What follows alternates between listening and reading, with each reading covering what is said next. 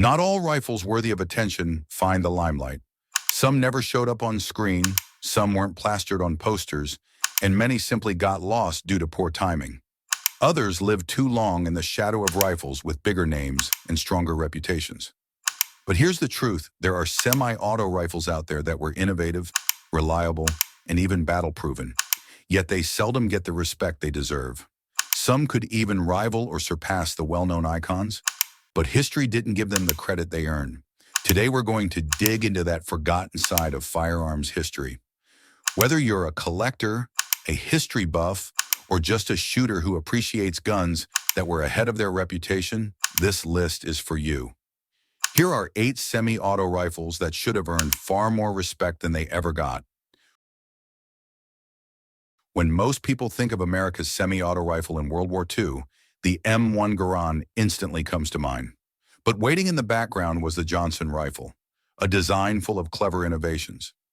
Instead of the Garand's en-bloc clip system, the Johnson used a side-loading rotary magazine. This meant you could reload at any time, even with rounds still inside a huge advantage in battle. It also had a quick-change barrel system, something that wouldn't become common until decades later. Its action was unusual too. It used a short recoil system where the barrel moved with the bolt before unlocking. It worked well, though it made the rifle a little more sensitive to how it was held. The Johnson never became America's main rifle because the Garand was already in mass production. Still, it saw action in the Pacific with Marine raiders and paratroopers, many of whom praised its handling. Even more important, its rotating bolt design inspired Eugene Stoner in developing the AR-10, which later led to the AR-15 and M16. So while Johnson didn't win the war, its influence runs deep in America's most famous rifle family. Today, it's mostly a collector's item, but shooters are often surprised at how modern it feels for something designed in the early 1940s. Here's a rifle most American shooters have never heard of: the South Korean Daewoo K2, and that's a shame because it combines the best traits of both the AR-15 and the AK-47. It uses a long-stroke gas piston like an AK for rugged reliability, but keeps AR-style controls and ergonomics that feel familiar. Chambered in 5.56 NATO, it fits neatly into today's standards. South Korea adopted it as their service rifle, and it's been in use for decades. Soldiers praise its balance, smooth cycling, and tough build. One standout feature is its folding stock, something rupees usually lack without special adapters. That made it ideal for vehicles in close quarters use. So why isn't it famous? Timing. By the time it appeared, the AR and AK platforms had already dominated the market. And since Daewoo never pushed it much outside Korea, it only saw limited exports to places like Nigeria. But don't be fooled, the K2 is a hidden gem. If you ever get the chance to handle one, you'll see why it deserves far more recognition than it usually gets. In 1906, John Browning was already far ahead of the game. That year, Remington released the Model 8, one of the first dependable semi-auto hunting rifles. It used a long recoil system, where both the barrel and bolt recoiled together before resetting. Watching it operate looks strange today, but it worked, and it worked well. Hunters suddenly had the ability to fire multiple shots quickly without cycling a bolt or lever, revolutionary for the time. The Model 8 was chambered in proprietary rounds like .25, .30, and .35 Remington, which limited its long-term popularity, but in its day, it gave hunters a serious advantage. It wasn't just for hunting either.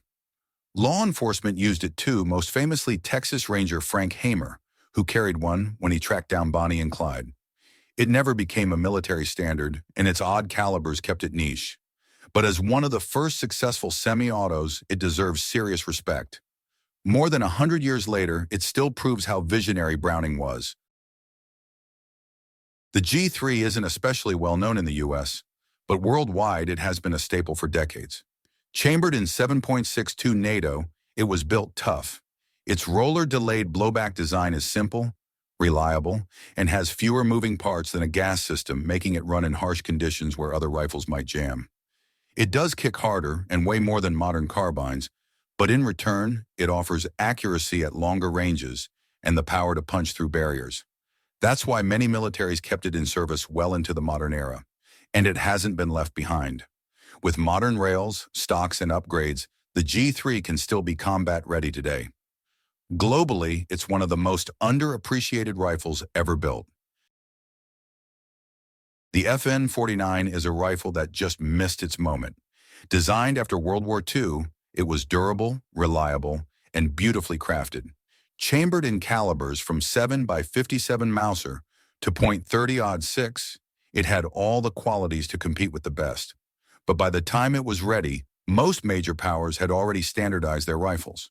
Instead, it saw limited service in places like Egypt, Venezuela, Belgium, and Luxembourg. Mechanically, it was excellent, with a tilting bolt, smooth cycling, and FN's trademark craftsmanship. Many shooters call it the missing link between World War II battle rifles and the legendary FAL. Today, it's a collector's favorite and proof that FN was producing world-class rifles long before the FAL took the spotlight.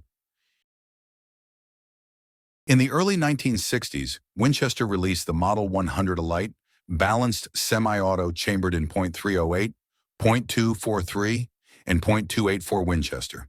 That made it versatile enough for everything from deer to elk. Hunters loved how naturally it handled, especially those used to bolt or lever guns. Its gas system, influenced by the M14, gave it good accuracy for a hunting rifle. So why didn't it dominate? Two reasons. First, it wasn't offered in .30-06, which American hunters already trusted. Second, years later, a firing pin recall damaged its reputation. Despite that, it still has a loyal fan base. Many owners praise its accuracy and smooth handling. It may not be as well known as Remington's semi-autos, but it deserves far more credit than it usually gets. France isn't often remembered for its rifles, but the MAS 4956 proved to be a rugged, straightforward design that worked in harsh conditions. It used direct impingement, sending gas directly to the bolt carrier. That system often gets a bad reputation, but in the MAS, it was simple, reliable, and easy to maintain. It was lightweight, accurate, had low recoil, and even came with built-in grenade launching capability. French troops liked it, but it was quickly phased out when the FAMAs appeared. That left the 4956 overshadowed. Today, collectors who shoot them are often surprised at just how effective it really is. Since the 1970s, the Ruger Mini 14 has lived in the AR-15's shadow, but it built a strong reputation of its own. Chambered in .223 Remington, it scaled down the M14 design into a handy carbine with a traditional wood stock. Ranchers, law enforcement, prison guards, and even militaries around the world have used it. Its classic look is exactly why many shooters pick it over an AR-15. It looks less tactical, but it's just as practical. Early models weren't the most accurate, but Ruger later fixed that with heavier barrels and better machining. And in places with strict AR bans, the Mini 14 often stays legal, giving shooters a reliable semi-auto option without the red tape. It may never be as customizable as the AR, but it's simple, durable, and still going strong.